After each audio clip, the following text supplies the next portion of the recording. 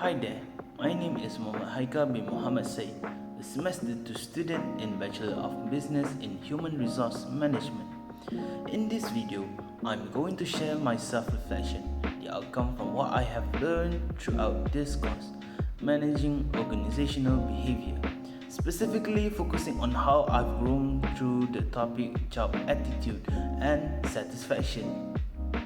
Studying organizational behavior (OB), specifically job attitudes, helped me understand and improve my thoughts, feelings, and actions.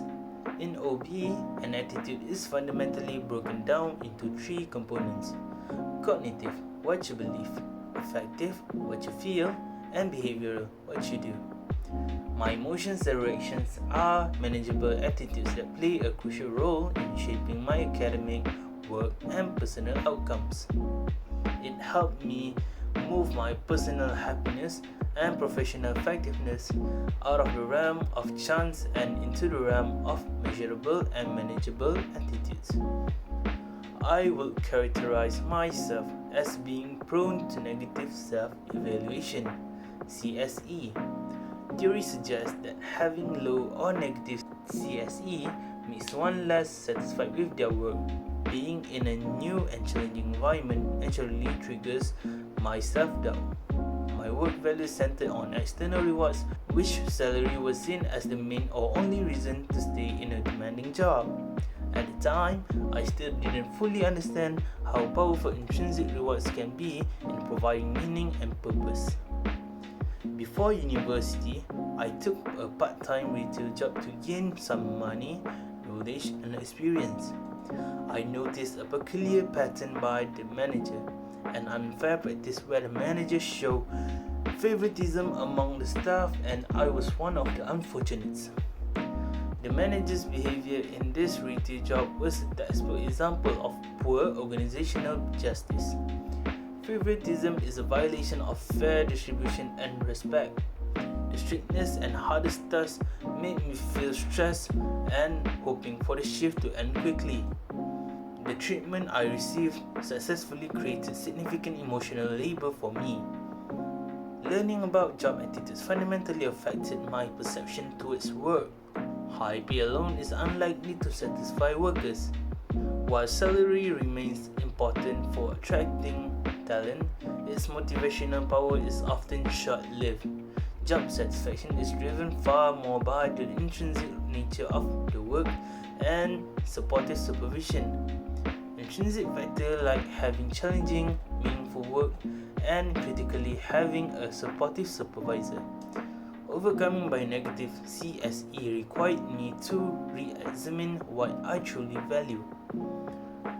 Instead of judging a job solely by its salary, I learned to focus on job involvement. Job involvement is the degree to which I identify with my work and see my performance as meaningful. It's important to distinguish job involvement, identifying with the job work itself, from organizational commitment, identifying with the organization. This new perspective helped me view challenges as external issues that can be solved, which reduce the impact of negative personality tendencies. When faced with dissatisfaction at work, my primary destructive responses were exit or neglect. Exit, which is I actively searching for a new opportunity, and neglect, increasing absenteeism and deliberately reduced effort. Both exit and neglect are destructive behaviors. These behaviors solve nothing about the root problems, but they only remove me from the situation.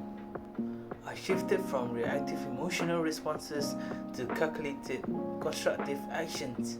I now manage dissatisfaction using constructive responses such as voice or loyalty. Voice, it reflects a belief that I can improve the situation, and loyalty demonstrates that faith in which the situation will correct itself over time. When encountering an unfair policy, I respectfully discuss the issue, suggest solutions, and attempt to improve the situation instead of quietly withdrawing.